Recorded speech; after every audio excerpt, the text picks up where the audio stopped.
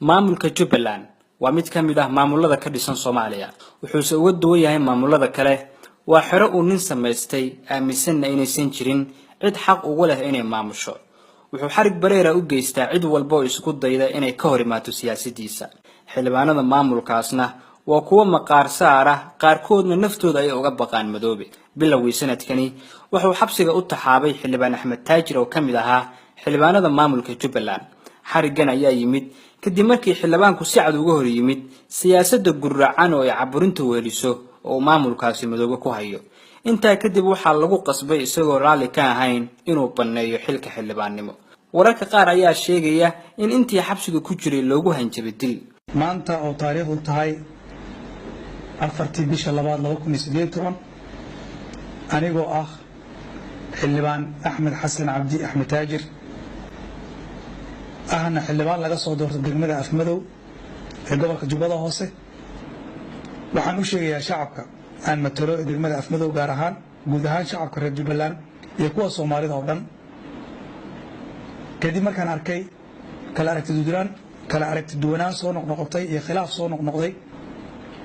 iyo xarigii la ii geystay 30 bishii 2018 waxaan halkan ka cadeynayaa inaan u tanaasulay shacabka reer Jubbaland iyo horumarkooda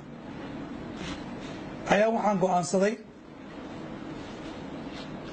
in aan iska casilo xilkii xildhibaannimo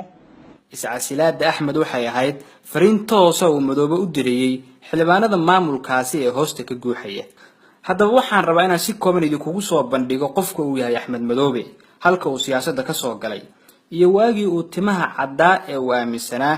in daawo madoobeysadu tahay dambi lagana yaabo in dhalinyaro badan oo Soomaaliyeed arinta darteed xabsi u geliyay ama u jeedalay Axmed Maxamed Islaam oo ku magac dheer Axmed Madoobe wuxuu soo caanbaxay xilligii maxaakiimta Islaamka 2005 ilaa 2006 waqtigaasina wuxuu noqday gudoomiyihii maamulka gobolada Jubbooyinka markii maxaakiimta laga saaray Kismaayo wuxuu saldhig ka dhigtay xadka Soomaaliya iyo Kenya u dhaxeeya isagoo halkaasi la joogay garab hubaysan oo lagu magacaabi jiray Ras Kamboni wuxuuna ahaa gudoomiyihii kooxdaasi oo waqtigaasi hoos imaan jirtay ururkii Xisbul Islaam wuxuuna xilligaasi dagaal kula jiray dawladda Soomaaliya sanado kadib Axmed Madoobe ururkii uu hogaaminayay waxay ku biireen al-shabaab intaasi kadib Madoobe wuxuu dagaal qarar la galay ururkaasi bishii Abriil 2011 isaga iyo ciidamada hogaaminaya oo garab weyn ka helay Kenya ayaa Kismaayo kala wareegay al-shabaab 2011 ilaa 2013 waxa halkaasi ka dhisnaa maamul lagu magacaabi jiray Asaaniya oo Gandhi madax ka ahaa Axmed Madoobe ayaa samagaci u bedelay Jubbaland wuxuuna isku keenay 500 oo ergo oo isagu qortay si ay ugu doortaan madaxweyne wixii intaa ka dambeeyay maamulkaasi wuxuu ahaa xero uu ootay oo cidii ka hor imaatay dhibaatooyin badan u geysto dhinaca kale Axmed Madoobe waa shakhsi afmacaan oo markuu hadlayo aad isleedahay alla ilaahay ninku wadanisana laakiin se uur mariidla abwaan baa laga hayaa afmacaana ku ooyo uurka ku dabaya abeesa miciida ku aasta oo aragtaba dhaama waxaan hadda ku fadhinaa afar dowladood oo dowladda federaalka xubinka iyo dowladda federaalka qolo waliba carab bayna calanka jamhuuriyadda federaalka oo Kenya ka taageersan xaaladaha arrinta Soomaaliya mas'uuliyiinta Soomaalida oo dhan way ka hadlaysaa waxaan aad ugu xumahay inaan kulligeena af Ingiriis lagu hadlo oo Soomaaliga laga tago arrinta ayaan loo qaadan Axmed Ingiriiska ma yaqaan waan hubaa haddaan hadda soo qorto waan akhriyi karaa laakiin waxa yaallaa wuxuu yahay waxaad arkaysaa maanta xafiisyadii dawladda iyo shaqadii socotay iyo hadalkii gudaha iyo dibaddaba kulli in Ingiriis la isticmaalayo taas macnaheedu wuxuu keenayaa in tasaa'ulaad ay yimaadaan war waddankaani muxuu ku jiraa xaaladdu yahay maxay tahay marka laga soo tago wajiyada badan oo adeegsado waxaa jira xasuuqyo badan oo ka geystay magaalada Kismaayo waxaana ugu horeeya kursi joogto ah oo ay ciidamadiisa ka geystaan gudaha magaalada gaar ahaan xerooyinka dadka masaakiinta degan yihiin sanadihii ugu dambeeyay magaalada Kismaayo waxaa ka dhacay dhacdooyin murugo leh oo ku cusub dhayaha dadka Soomaaliyeed shacabka dulman ee ku nool xerada uu ootay Madoobe waa kuwa aan ka hadli karin dhibaatooyinka ba'an ee loo geysto dhuxusha kontrabanka ee laga dhoofiyo dekedda Kismaayo waa isha dhaqaale ugu weyn ee soo gasha Axmed Madoobe.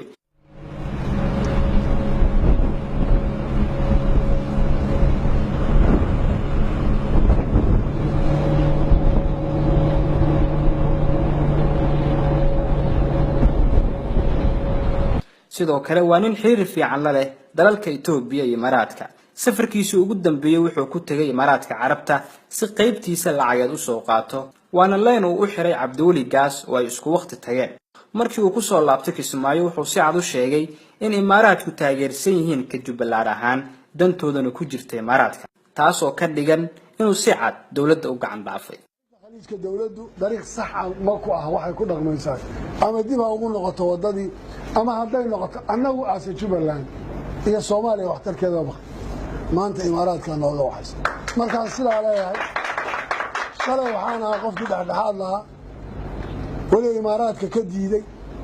cid walba ka diiday positionkii si cad u ahaa laakiin de markay noqoto hagoog xun inay meeshii timaado dee nin walba cid annagu maanta waxba kuma qabno waxaa laga hadlayay xamar dabeeye waa la gaarsiin bal haddaad muuqaalkaasi daawateen kana daawada. isteedadana waxaa laga rabaa inay qadariyaan oo xushmeeyaan oo xukuumadda federaalka waa xukuumaddii matalaadda Soomaaliya iyada iska leh waxyaalo badan oo ka mid ah inay ku ixtiraamto ku qadariyaan ay la socdaan sida ay tahay oo sidaas talaabada la qaadayo lagu qaado. taasaa waxaa lagu xallin karaa hadduu jiro khilaaf khaliijka ka jira, hadduu jiro dastuurka wax ka jira, hadduu jiro wax la isku hayo, hadday jirto masaalix. wuxuu sidoo kale shalay su'aal ka keenay sababta ra'iisul wasaare ku-xigeenka iyo wafdigii uu hogaaminayay ee ku booqdeen gobolada fatahaadu harqisay ee dhibaatooyinka ba'ani ka jirto, isagoo sheegay in ra'iisul wasaare ku-xigeenka iyo wafdigiisu ay guriga daaqada ka soo galeen oo aysan la socodsiin. halkaasna waxaad ka dareemi kartaan inuu aaminsan yahay in maamulkani uu yahay xero isagu ootay. saaka dhoble oo kale meel dabaal xataa dadku isugu gudbi karaan meelaha ku xareeraysan oo kale waa wax dawladda dhexe rabo inay baaqeeda iyo waxay ka gurban kartay kulli ka soo jeediso laakiin maxaa yaala dawladda waxaa rabaa inay guriga albaabka ka soo gasho waatul buyuut min abwaabiha guriga iridaa laga soo galaa waxaa fiican inay u muuqato dawladdu mid sistamka ka hooseeya ee iyada la shaqaynayana xaq dhowraya dadkeedana u gurmanayso xaq dhowraysa laakiin hadday u muuqato in iyadu si kale loo isticmaalay dhibkeeda leedahay waan uga mahad celinayaa qoladii shalay baardheere iyo luuq iyo tartiib ra'iisul ku-xigeenku iyo xildhibaanadii la socday laakiin waxaan leeyahay aad baad ugu mahadsantihiin waase shaqadii aad lahayd inaad qabateen waxaase ka sii ficnayd idinkoo guriga idinka intaad ka soo gashaan. bal markan ila daawada isagoo leh Kismaayo dawladda dhexe ayaa maamusha umana yeeri karno oo markay doonto ay imaan kartaa. wariyaha tan oo kale arag ka bacdina aan doonaynaa in xukuumadda ugu tagno goobteeda hadday u baahato sababta waxay mudan tahay xukuumadda inaan iyada u tagno loo yeedho ma odhan karay hadda xukuumaddaan u yeedhaynaa sababta awoodayda ma aha hadday iyagoo ku qancaan inay noo yimaadaan ahlan wasahlan anu kuma marti qaadi karo waa dhulkooda iyagaa xukuma laakiin waxaan leeyahay soo dhowaada. hadalladan isdiidana iska hor imaanaya oo ku hadlo Axmed Madoobe ayaa ah wax cajiib ah waxaana u sababa afkiisa malabka ah iyo uurkiisa mariidka ah. waxaan Ilaahay ka baryaynaa in siyaasiyiinta xun ee dalkani dhibaatooyinka u horseeda sanadii u dambeeyay in Ilaahay ummadda ka qabto. waxaan idinka codsanayaa in barnaamijkan si qaybisaan waa saaxiibkan Cabdirasaaq Gumeysidiidoodii leh dalkeenu cadow ka xorooba nabadgelyo.